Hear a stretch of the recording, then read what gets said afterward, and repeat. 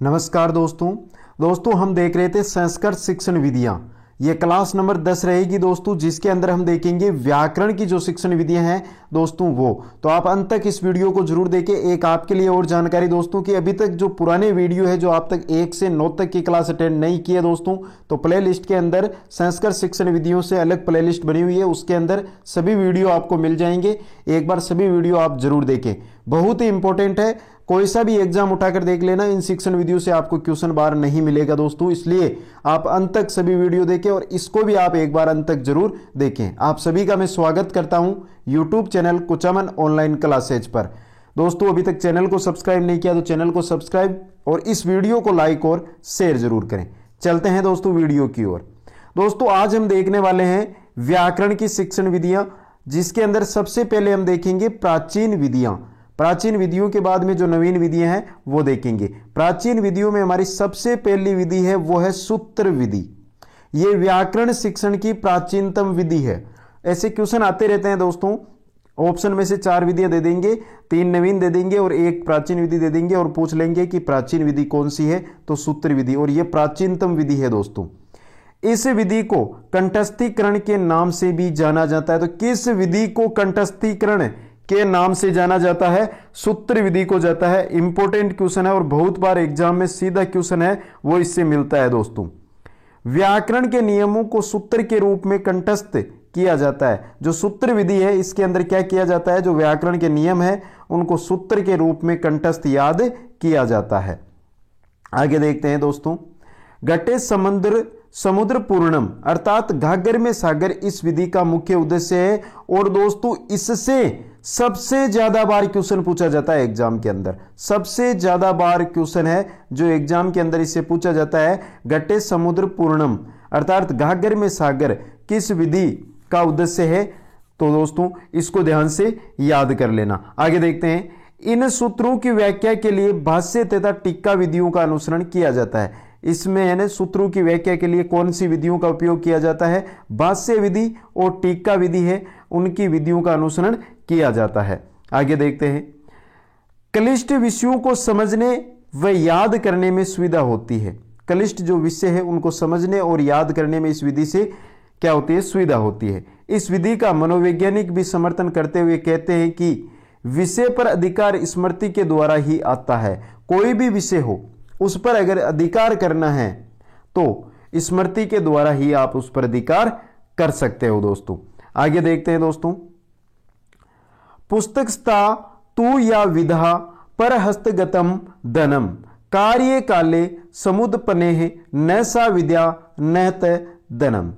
इसको दोस्तों प्रोफेसर आपटे मोदी ने भी कंठस्थीकरण का समर्थन करते हुए कहा है कि मैं बैंक में जमा राशि पर विश्वास नहीं करता हूं। मैं क्या नहीं करता हूं? बैंक में जमा राशि पर विश्वास नहीं करता हूं, अपितु प्रत्यक्ष धन पर ही विश्वास करता हूं, जिसको कभी भी काम में लिया जा सकता है। समझ गए होंगे, बैंक का क्या पता कब बैंक है जो बंद हो जाए, जबकि हमारे पास जो प्रत्यक्ष धन है उस पर विश्वास करते हैं। तो प्रत्यक्ष याद किया हुआ है, उस पर क्या करते हैं? हम विश्वास करते हैं।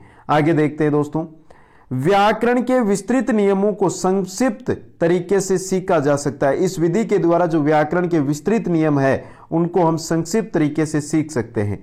सामान्य से विशेष की ओर शिक्षण सूत्र का अनुसरण किया जाता है। इस शिक्षण विधि के अंदर दोस्तों सामान्य से विशेष की ओर जो शिक्षण सूत्र है उसका अनुसरण किया जाता है। यह थी हमारी पहली। आगे चलते दूसरी विधि है हमारी पारायण विधि। पारायण विधि वैदिक मंत्रों का सस्वर पाठ करना पारायण कहता है, पारायण कहलाता है दोस्तों यहाँ पे। तो याद रखना, अभी यहाँ पे कंफ्यूज ना हो कि पारायण किसे कहते हैं। जो वैदिक मंत्र है उनका जो सस्वर वाचन किया जाता है उसको ही पारायण कहा जाता है। पाणिनि के समय पारायण विधि का प्रचलन था। तो यहां से क्वेश्चन बन सकता है सीधा कि पाणिनि के समय कौन सी संस्कृत शिक्षण विधि है या व्याकरण की शिक्षण विधि है जिसका प्रचलन था, तो वो थी पारायण विधि। आगे देखते हैं। पारायण विधि भी कंठस्थीकरण पर बल देती है, क्योंकि जो सस्वर वाचन किया जाता है श्लोकों का तो उनको कंठस्थीकरण है, अगर आपको याद है वो तभी आप उनका सस्वर वाचन कर सकते हो। पारायण करने वाला छात्र पारायणिक कहलाता है। यहां से क्वेश्चन कैसे बनेगा दोस्तों कि पारायण विधि में कोई छात्र है वो पारायण कर रहा है तो वो छात्र कहलाएगा पारायणिक कहलाएगा। पाठ की कठिनता और सरलता के आधार पर पारायण अनेक प्रकार का होता है। पाठ है वो कठिन है या वो सरल है, उसके आधार पर जो पारायण है वो अनेक प्रकार से किया जाता है। दोस्तों आगे देखते हैं दोस्तों, एक अशुद्धि करने वाले छात्र को एकानयिक कहते हैं। दो अशुद्धि करने वाले क्षेत्र को जो छात्र है उसको द्विनयिक कहते हैं। तो दोस्तों यहां से बहुत इंपॉर्टेंट क्वेश्चन आपको बन सकता है, एक अशुद्धि करने वाला छात्र को क्या कहते हैं या दो अशुद्धि करने वाले छात्र को क्या कहा जाता है। इंपॉर्टेंट क्वेश्चन है, दो यहां से आपके बनकर आ सकता है। इस विधि के द्वारा प्राप्त ज्ञान आगामी वंश परंपरा के लिए सुरक्षित रहता है। इसके द्वारा जो ज्ञान है वो प्राप्त होता है वो आगामी वंश के लिए क्या रहता है, सुरक्षित रहता है। यह थी दूसरी विधि पारायण विधि। अब देखते हैं तीसरी विधि प्राचीन विधियों में, वो है अर्थवाबोध विधि या वाद विवाद विधि। दो नामों से इसको जाना जाता है, तो दोनों नाम आपको याद होने चाहिए। इस विधि में कंठस्थीकरण के साथ अवबोध पर भी बल दिया जाता है। कंठस्थीकरण के साथ अवबोध पर क्या दिया जाता है दोस्तों, बल दिया जाता है। पतंजलि ने भी कंठस्थीकरण पर बल दिया था, तो पतंजलि ने किस पर बल दिया था, कंठस्थीकरण पर। एक एक लाइन से आपको क्वेश्चन मिल रहा है, बहुत ही इंपॉर्टेंट है हर एक लाइन दोस्तों। आगे देखते हैं दोस्तों, आगे है भाषण, प्राककथन, सम्यक ज्ञान, प्रतिश्रवण, जिज्ञासा आदि शब्द वाद विवाद के द्योतक होते हैं। भाषण, प्राककथन, सम्यक ज्ञान, प्रतिश्रवण, जिज्ञासा जो है ये वाद विवाद जो शब्द है ये वाद विवाद के द्योतक होते हैं। इनसे क्वेश्चन ऐसा बन सकता है कि निम्न में से कौन सा शब्द वाद विवाद में द्योतक नहीं है। तीन तो ये दे देंगे, एक कोई अदर दे देंगे, तो वहां से क्वेश्चन बन सकता है। प्राचीन काल में जो शिष्य वाद विवाद में विजय होता था उस विषय का अधिकारी माना जाता था। जो शिष्य जिस विषय के अंदर जो वाद विवाद होता था उसके अंदर विजय प्राप्त करता था उसको उस विषय का क्या माना जाता था, अधिकारी माना जाता था। दोस्तों आगे चलते हैं दोस्तों नेक्स्ट विधि की ओर। नेक्स्ट विधि है हमारी व्याख्या विधि। व्याकरण शिक्षण की नेक्स्ट विधि व्याख्या विधि। प्राचीन काल में सूत्रों को स्पष्ट करने के लिए व्याख्या विधि का अनुसरण किया जाता था। जो सूत्र होते हैं, अब सूत्र आपके सामने आ गया तो सूत्र को आप स्पष्ट कैसे करोगे, समझोगे कैसे संस्कृत सूत्र को, जो सूत्र है जो श्लोक है, तो उसके लिए क्या किया जाता था, व्याख्या विधि है उसका अनुसरण किया जाता था, व्याख्या की जाती थी। प्राचीन विधि के साथ यह व्याकरण शिक्षण की नवीन विधि भी है। इंपॉर्टेंट क्वेश्चन है दोस्तों, ये कैसे बनेगा कि कौन सी विधि है जो प्राचीन विधि होने के साथ साथ व्याकरण शिक्षण की नवीन विधि भी है, तो वो आपकी कौन सी है, व्याख्या विधि है। दोस्तों आगे देखते हैं दोस्तों, व्याकरण शिक्षण की इस विधि के 4 अंग होते हैं। कितने अंग होते हैं दोस्तों, 4 अंग होते हैं। कौन कौन से, पहला है चर्चा यानी सूत्रों का विग्रह, दूसरा है उदाहरण, तीसरा है प्रत्युदाहरण और चौथा जो आपका है वो है वाक्य अध्याहार। दोस्तों जो आपकी ये चौथी विधि है व्याख्या विधि, इसको आपको ध्यान से पढ़ना है दोस्तों। व्याख्या विधि है, इससे क्वेश्चन है एग्जाम के अंदर सबसे ज्यादा बार आता है, और जो क्वेश्चन बनेगा व्याकरण शिक्षण में जो व्याख्या विधि है उसके अंक कितने होते हैं, यहां से आपके सीधा क्वेश्चन बनकर आ सकता है दोस्तों। तो इस बात का ध्यान रखना है, ये 4 जो यहां पे आपको अंग दिए गए हैं इन चारों के नाम आपको याद होना जरूरी है दोस्तों। नेक्स्ट विधि की ओर चलते हैं, व्यतिरेक विधि, अन्वय व्यतिरेक विधि दोस्तों बहुत इंपॉर्टेंट रहती है। प्रकृति और प्रत्यय के स्पष्ट ज्ञान के लिए पतंजलि ने इस विधि को उपयुक्त माना है। पहली लाइन से पहला क्वेश्चन बन रहा है दोस्तों, प्रकृति और प्रत्यय के स्पष्ट ज्ञान के लिए कौन सी विधि सर्वश्रेष्ठ है या उपयुक्त है, कौन सी है, अन्वय व्यतिरेक विधि या व्यतिरेक विधि। हरि इस पद का उच्चारण करने में इसके साथ जुड़े हुए सुप प्रत्यय का भी श्रवण होता है। आगे देखते हैं दोस्तों, इस प्रकार किसी भी अर्थ का ध्वनि विशेष के साथ इसकी उपस्थिति तथा अनुपस्थिति विद्यार्थी को प्रकृति और प्रत्यय के अर्थ ज्ञान के लिए बाध्य करती है। इसलिए यह विधि शब्द स्वरूप के ज्ञान को स्पष्ट करती है। कोई भी शब्द है उसमें क्या प्रत्यय है, क्या उसकी प्रकृति है, इसका स्पष्ट ज्ञान करने के लिए दोस्तों जो व्यतिरेक विधि है यह सर्वश्रेष्ठ विधि है दोस्तों।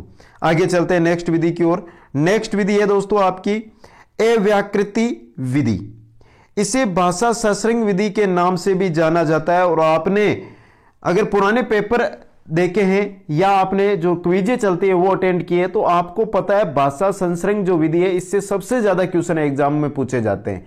इसको ध्यान से समझ लें, ज्यादा क्वेश्चन नहीं है, 1 या 2 या 3 क्वेश्चन इससे बनते हैं जो क्या रिपीट होते रहते हैं एग्जाम के अंदर। पहला तो यही बन गया कि भाषा सश्रृंग विधि का उपनाम अव्याकृति विधि या अव्याकृति जो विधि है इसका उपनाम भाषा सश्रृंग विधि होता है। इस विधि में व्याकरण की शिक्षा पृथक रूप से नहीं दी जाती है। जो भाषा सश्रृंग विधि है इसके अंदर जो व्याकरण शिक्षा है वो साथ में दी जाती है, अलग से नहीं दी जाती है। भाषा शिक्षण के साथ साथ ही व्याकरण का ज्ञान करवाया जाता है। जो मैंने आपको बता दिया है कि इस विधि के अंदर जो अव्याकृति विधि है इसके अंदर भाषा के साथ ही व्याकरण का ज्ञान कराया जाता है।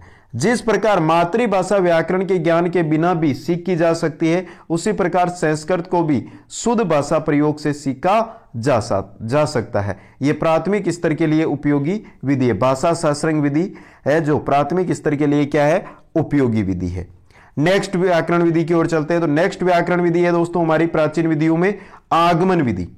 यह विधि विशेष से सामान्य की ओर तथा उदाहरणों से नियम की ओर शिक्षण सूत्रों पर आधारित है और यही क्वेश्चन एग्जाम में आता है। आगमन विधि किस शिक्षण सूत्र पर आधारित है? इनमें से एक दे देंगे, विशेष से सामान्य, फिर दे देंगे सामान्य से विशेष, नियम से उदाहरण, उदाहरण से नियम।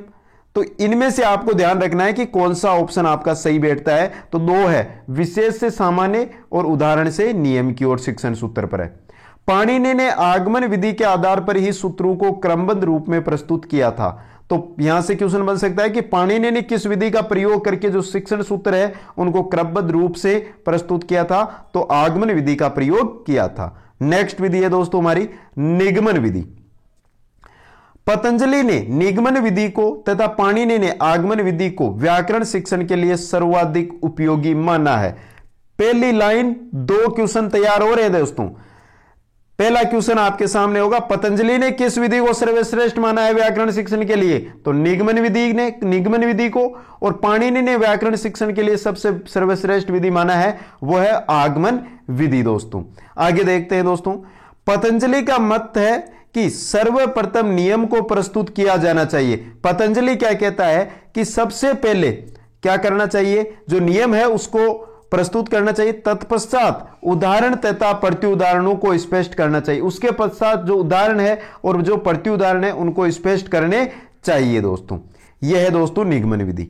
आगे चलते हैं दोस्तों व्याकरण अनुवाद विधि, सबसे इंपॉर्टेंट विधि दोस्तों व्याकरण अनुवाद विधि।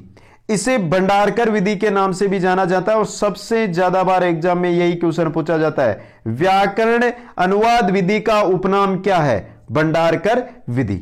इसके प्रवर्तक रामकृष्ण गोपाल भंडारकर थे। तो व्याकरण अनुवाद विधि है उसके प्रवर्तक कौन है? रामकृष्ण गोपाल भंडारकर। इन्होंने व्याकरण अनुवाद विधि का आश्रय लेकर 2 पुस्तकों की रचना की। तो दोस्तों यहां से क्वेश्चन बन सकता है कि रामकृष्ण गोपाल भंडारकर की निम्न में से पुस्तक कौन सी है? तो 2 पुस्तकें हैं दोस्तों। इन्होंने व्याकरण अनुवाद विधि का आश्रय लेकर इन 2 पुस्तकों की रचना की थी, मार्गो उपदेशिका और संस्कृत मंदिरांतः प्रवेशिका। ये 2 पुस्तकें, इनके दोनों का आपको नाम याद रखना है। आगे चलते हैं दोस्तों। अंग्रेजी में रची हुई ये दोनों पुस्तकें संस्कृत भाषा तथा उनकी व्याकरण को सीखने में अधिक उपकारक हुई है। दोनों पुस्तकें हैं दोस्तों, ये दोनों अंग्रेजी भाषा में, लेकिन जो व्याकरण है, व्याकरण भाषा है तथा व्याकरण की जो हमारी संस्कृत भाषा और संस्कृत की जो व्याकरण है उसको सीखने में बहुत ही लाभ इन पुस्तकों से मिला है। दोस्तों आगे देखते हैं दोस्तों। लॉर्ड मैकाले ने शिक्षा पद्धति के पश्चात इस विधि का विकास किया था। इस विधि का है दोस्तों व्याकरण अनुवाद विधि है, इसका विकास किसने किया था? लॉर्ड मैकाले ने किया था। शिक्षा पद्धति के पश्चात इस विधि का विकास किया था। यह विधि मनोवैज्ञानिक सिद्धांतों का अनुसरण करती है। तो व्याकरण अनुवाद विधि है जो मनोवैज्ञानिक सिद्धांत है उनका क्या करती है? अनुसरण करती है। दोस्तों ये थी प्राचीन विधियां। अब आगे देखते हैं अर्वाचीन या नवीन विधियां। नवीन विधियां कौन सी है? तो पहली विधि है पाठ्य पुस्तक विधि। दोस्तों पाठ्य पुस्तक विधि, पाठ्य पुस्तक विधि क्या कहती है? संस्कृत भाषा की वर्तमान प्रचलित पुस्तकें पाठ्य पुस्तक विधि के दृष्टांत है, क्योंकि पार्ट 2 के अंत में दिए गए अभ्यास कार्य एक विधि का कार्य करते हैं। यह याद रखना है दोस्तों। जो पाठ्य आपको क्वेश्चन पूछा जा सकता है कि वर्तमान के अंदर जो पुस्तकें चल रही है वो किस विधि पर आधारित है, वो है पाठ्य पुस्तक विधि पर आधारित। क्योंकि आपने पढ़ा है सभी का, जैसे ही पाठ्य जो हमारा पाठ है वो कंप्लीट होता है उसके बाद में अभ्यास के लिए कुछ प्रश्न दिए जाते हैं जो एक विधि का कार्य करते हैं। दोस्तों आगे देखते हैं दोस्तों, इस विधि में पाठ्य पुस्तक में दिए गए व्याकरण से संबंधित विषय वस्तु के स्मरण द्वारा व्याकरण शिक्षण करवाया जाता है। दोस्तों नेक्स्ट विधि है हमारी नवीन विधियों में समवाय विधि। इसे सहयोग विधि के नाम से भी जाना जाता है और यह क्वेश्चन इस बार बहुत इंपॉर्टेंट बन रहा है। सहयोग विधि का उपनाम समवाय विधि या समवाय विधि का उपनाम सहयोग विधि। इस विधि में व्याकरण की शिक्षा पृथक रूप से नहीं दी जाती है। तो समवाय विधि में जो व्याकरण शिक्षा जो व्याकरण की है वो भाषा के साथ ही व्याकरण की शिक्षा दी जाती है। दोस्तों वरन गद्य पद्य अनुवाद आदि के समय ही प्रसंगानुसार व्याकरण पढ़ाया जाता है। दोस्तों इस विधि के द्वारा व्याकरण के अधिगम में सुविधा होती है। जैसे मैं भी आपको पढ़ा रहा हूं, भाषा पढ़ाई जाती है, उसी के साथ जो उससे संबंधित व्याकरण है उसका ज्ञान इस विधि के अंदर करवा दिया जाता है। जैसे मैं गद्य पढ़ा रहा हूं तो गद्य का व्याकरण बीच में जैसे ही व्याकरण आएगा उसको आपको समझा दिया जाएगा। दोस्तों नेक्स्ट विधि की ओर चलते हैं। दोस्तों नेक्स्ट है आगमन निगमन विधि। प्राचीन काल में पाणिनि और पतंजलि ने इन विधियों को क्रमशः उपयोगी माना। किसको? पाणिनि ने किसको माना था? आगमन विधि को। पतंजलि ने किसको माना था? निगमन विधि को सर्वश्रेष्ठ माना था। अर्थात पाणिनि ने आगमन तथा पतंजलि ने निगमन विधि को सर्वश्रेष्ठ माना था। वर्तमान में इन दोनों विधियों का एक साथ प्रयोग करके व्याकरण शिक्षण को रुचिपूर्वक बनाया जाता है। वर्तमान में जो आगमन विधि है उदाहरण से नियम की ओर, और जो निगमन विधि है नियम से उदाहरण की ओर, इन दोनों को एक साथ है प्रयोग किया जाता है। दोस्तों और जो व्याकरण शिक्षण है उसको क्या बनाया जाता है? रुचिपूर्वक बनाया जाता है। यह एक मनोवैज्ञानिक विधि है। जो आपके आगमन निगमन विधि है इससे यह क्वेश्चन पूछा जाता है ये कैसी विधि है? तो यह मनोवैज्ञानिक रुचि मनोवैज्ञानिक विधि है। दोस्तों इससे शिक्षण है वो सरस और रुचिकर होता है। जो हमारी आगमन निगमन विधि है इससे जो शिक्षण कार्य है वो कैसा होता है? सरस और रुचिकर होता है। तथा यह विधि कैसी है? छात्र सक्रिय। इस विधि में छात्र है वो क्या रहते हैं? सक्रिय रहते हैं। दोस्तों तो दोस्तों आज के इस वीडियो के अंदर हमने देखी है व्याकरण संस्कृत के अंदर, किसके अंदर? संस्कृत के अंदर व्याकरण की शिक्षण विधियां, व्याकरण शिक्षण विधियां। तो दोस्तों एक बार सभी साथी है वो कमेंट करके बता दें ये वीडियो आपको कैसा लगा। फिर से बता रहा हूं, अभी तक अगर आपने पुराने वीडियो नहीं देखे हैं तो प्ले लिस्ट में जाकर सभी पुराने वीडियो देखिए दोस्तों, और सभी को लाइक करें, इसको भी लाइक करें, अधिक से अधिक अपने मित्रों के पास शेयर करें, और चैनल को अभी तक सब्सक्राइब नहीं किया है तो चैनल को जरूर सब्सक्राइब करें दोस्तों।